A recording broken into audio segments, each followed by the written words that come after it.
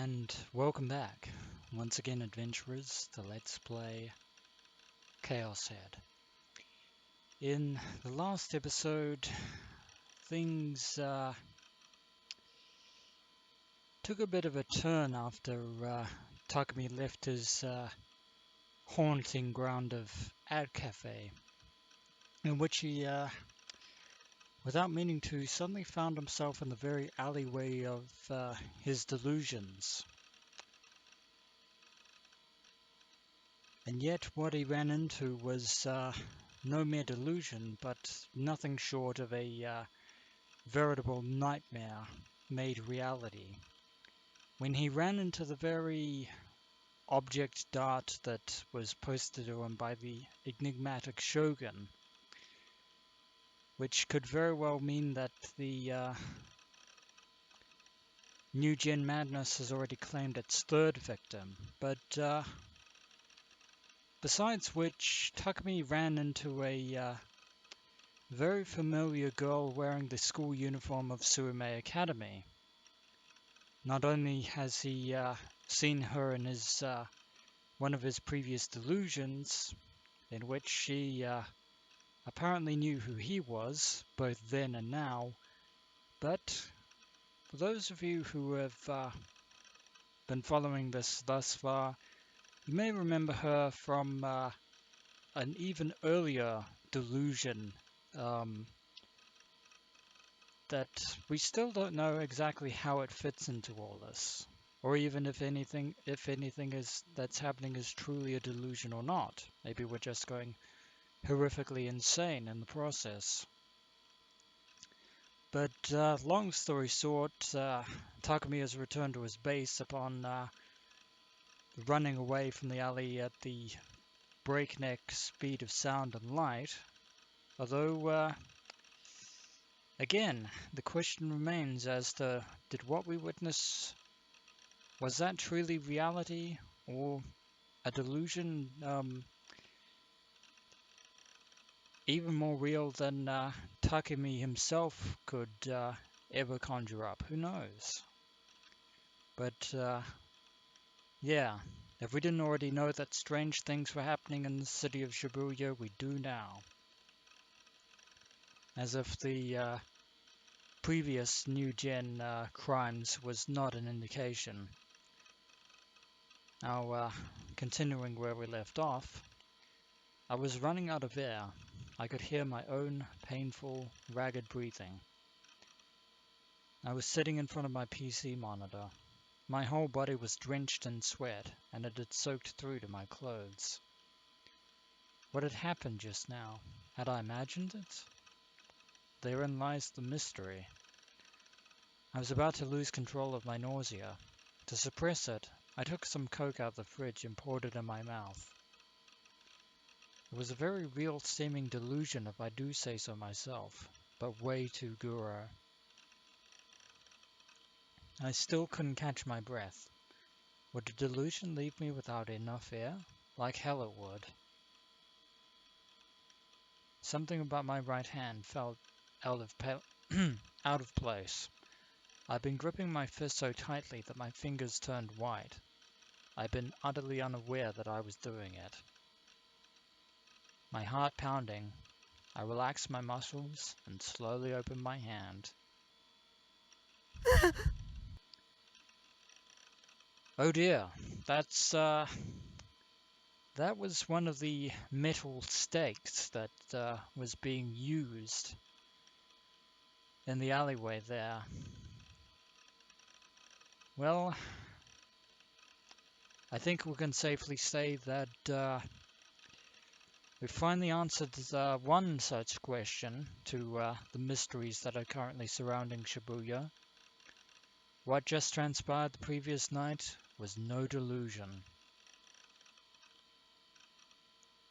A single stake rested on the palm of my hand. Frightened, I flung it at the wall. But it's still there. It's real. Which means what happened was real as well. The stake from before. I definitely picked up one of the stakes strewn across the street, and it appears that he was still holding it. But why was it here? Hadn't that been a hallucination? Yeah, I think the kibosh has definitely been put on that train of thought. I don't understand. I don't understand. I don't understand. That's impossible. That's impossible. That's impossible. And yet it is the truth. Hugging my head, I stumbled aimlessly around the room. For starters, I had to find out whether the ghastly scene I'd witnessed just a little while ago had been reality or the product of my delusions.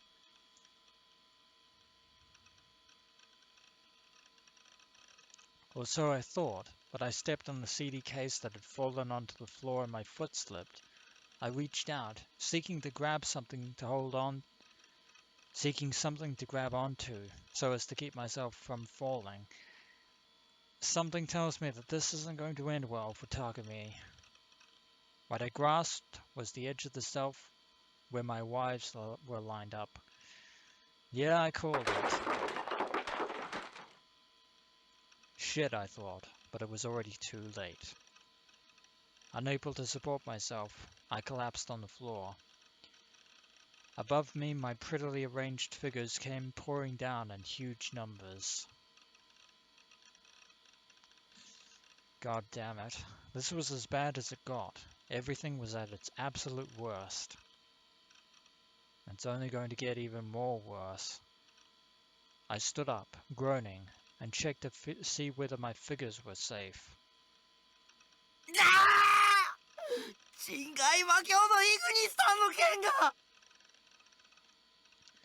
Alas for Takumi Nishijou, the answer to that question is no. It had broken neatly in half, despite the fact that I'd bought this online at an online auction at a premium price.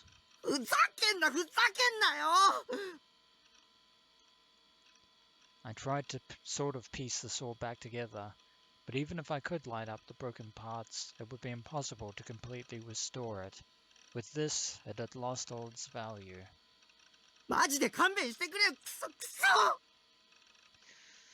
And unfortunately, Takumi does not have a time leap machine in order to prevent himself from doing that.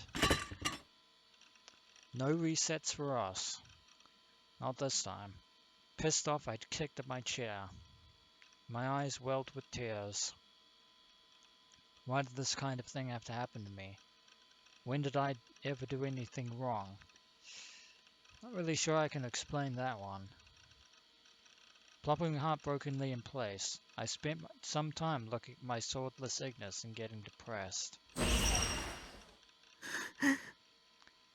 But that is only a mask for what we've witnessed. When the storm of rage and confusion finished passing through me, her face and the tableau of the object dart finally rose up at the back of my brain. The fact that I still had the stake meant that it had been reality, not my imagination. I didn't want to, but I had no choice but to accept it. Tomorrow, no doubt, the mass media would be in uproar. I definitely didn't want to get wrapped up in something like this. Make no mistake, I'd be ruined if I got involved with someone like her. No, rather, with that demon. I was already well on the way to self-destruction to begin with. Because I brought home a deadly weapon, a precious piece of evidence. I'm guessing there's supposed to be a word in that statement, so I'll say it properly. It wouldn't be odd for people to suspect me of being the perpetrator. Indeed, although there were indeed quite a lot of stakes there, so maybe a lot of them were on the ground already, so it's entirely possible that they might overlook at least one stake not being there. Then again, they might not, and that would be bad for us. On top of it all, that demon had seen my face. I couldn't run away from this whole affair. Next time, the demon would come after me. But now, I should put my thoughts in order. For my own sake, for the sake of surviving, I had to get organized.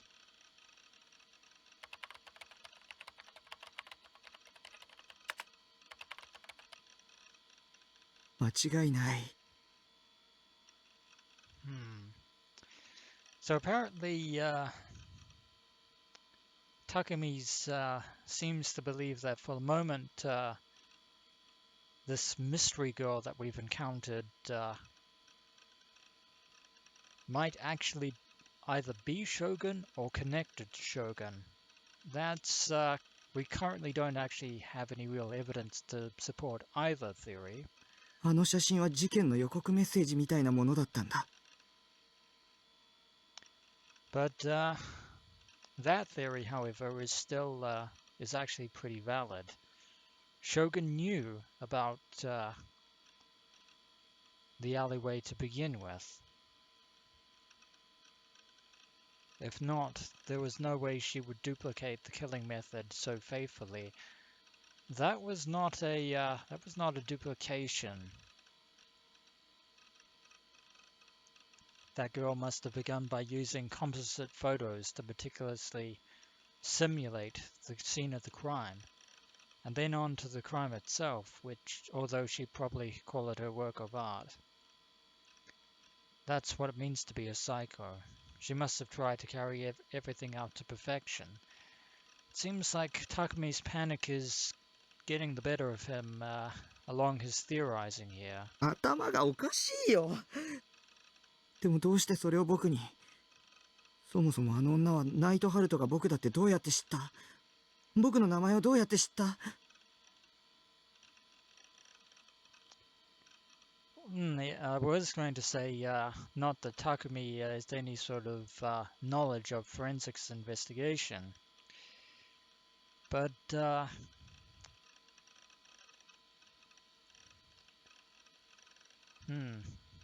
now Takumi has actually stated two questions here.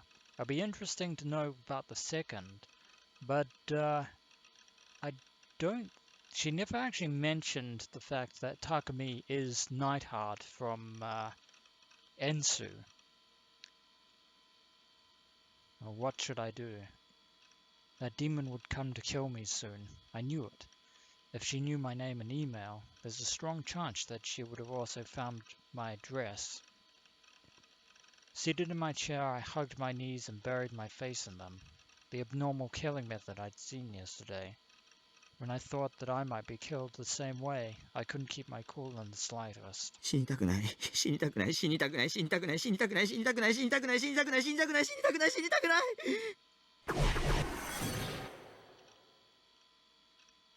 大丈夫。Is it just me, or did something really strange just happen?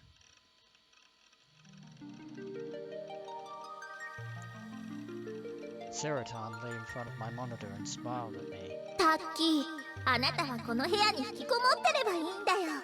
したら、あの悪魔だって手出しできないっしょ。No, don't adjust your television sets, adventurers. Takumi is, definitely hallucinating, or at the very least, having another one of his delusions. Apparently relating to the, either the character of Sarah Orgel from Bloodtune, or possibly the Sarah figurine that's still on his PC desk. そのうちに警察がうまく捕まえてくれるって。それまでは誰も信じちゃダメ。誰の言葉にも耳を傾けちゃダメ。Something tells me that you need to lay off the Bloodtune binge watching there, Takumi. 悪魔ってさ、人の心の隙間をついてくるのが好きなんだよね。油断すんのはノー。できるっしょ、タッキー。でも、セーラ。逃げるが勝ちってよく言うし。In what logical universe does that make sense? Although, In certain situations, running away would be the same as winning, but only in conditional situations. 3次元のことなんてきれいさっぱり忘れちゃえばいいさ。あなたには一切関係ないことだって思えば気が楽っしょ。 However, Sarah seems to be behaving in a very anime-esque fashion here. 関係ないこと考えたって無駄無駄さ。 Probably staying very much in character here. いいこと教えてあげる。引きこもりって最強なんよ。だって誰にも会わないっしょ。つまり誰にも攻撃されない。これぞ最強の自己防衛方法なわけさ。 Yeah, that logic doesn't make any sense in the slightest. だからタッキーは引きこもりになるべきなんさ。簡単っしょ。そうかもしれない。 Well said, as expected of a wife of mine. Yeah, I'm afraid we've lost Takumi, ladies and gentlemen.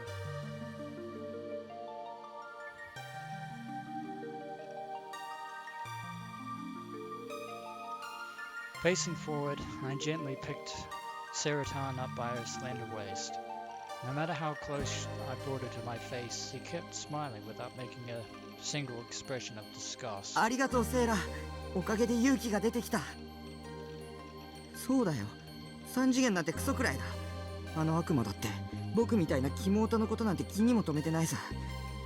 僕は安全だ。安心して毎日演奏したり好きなアニメを見てれば何の問題もないんだ。でもさっき言ったみたく油断は禁物だぞ。分かってるよ。 I won't trust in anyone. I won't listen to anyone. I'll be wary of everything but the third dimension. Do all that, and things will turn out okay. Yeah, I know enough to know that that is a very tall order indeed. セイラにそこまで心配してもらえて僕は幸せだな。 And again, Takumi isn't an obsessive otaku for nothing, さてと it seems. それじゃ気分直しに演スロット。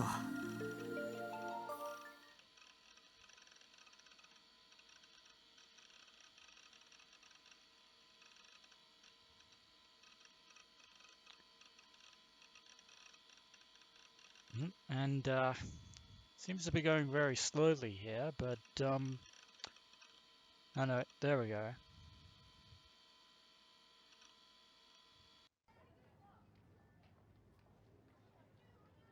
杭を打って杭を打って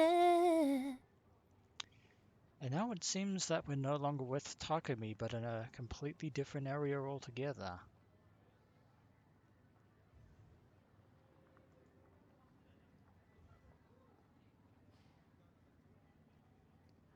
A clear voice resonated late at night in Miyashita Park. A pedestrian bridge running across Meiji Highway. Cars passed incessantly beneath it. Leaning against the bridge's railing and showing no sign of being disturbed by the noise of the traffic, the girl they called Fez was singing. Now this is interesting, and by that I mean this is an interesting sort of callback. And I say that because during Steins Gate, it is very possible to get a, well, you end up getting a certain message from a, well, cat-eared maid in Akihabara by the name of Fairest Nyan Nyan. And depending on which reply Rintaro Okabe gives her, she might very well send Rintaro a picture of this particular individual, Fez, albeit dressed in a very different outfit from what she's currently wearing now, which seems to indicate that Fez too is actually a student at Tsuume Academy, which might very well fall in line with something that Daisuke Mizumi was mentioning earlier about a certain student only showing up at certain periods of time. But yeah, There is a nice little Fez Easter egg in Steins Gate. In fact, there are a lot of callbacks to ChäoS and Steins Gate. 闇夜を切り裂き月光を浴びて There wasn't a single spectator. If she sang in the streets, over 100 people would stop, wanting to hear more of her voice. But now Fez was deliberately, peacefully letting her existence melt away into the curtain of night.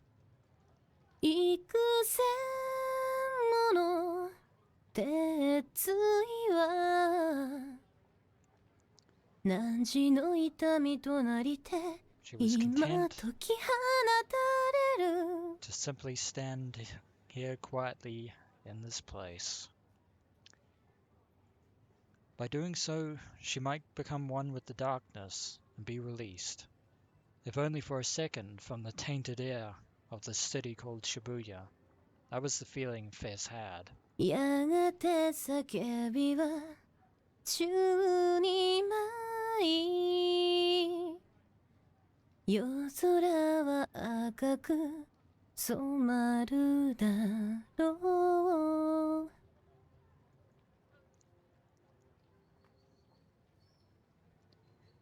Fez glanced up at the night sky. Clouds that had previously covered it in its entirety were clearing up, little by little, and a trace of moonlight shone through them.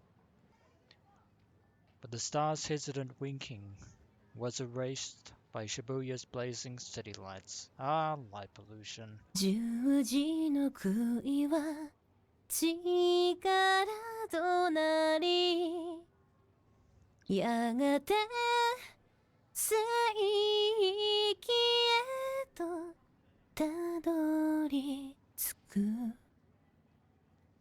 Now, if you've been paying attention to Fez's lyrics, they seem to correspond with something that we've actually witnessed not too long ago. This in my book is going to be another semblance of foreshadowing. Fez closed her mouth and slowly raised her hand toward the sky. その目誰の目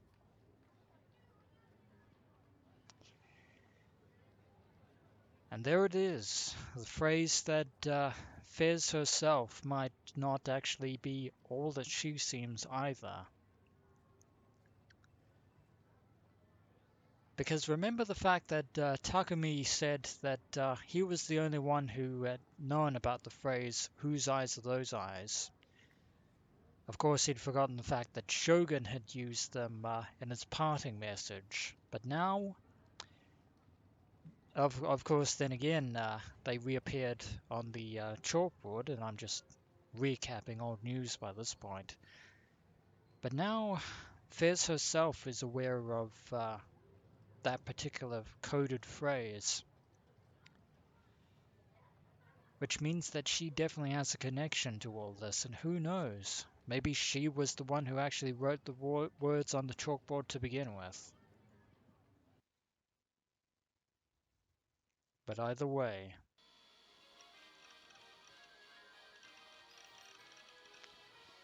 roughly a day later, I was still immersed in Balazad.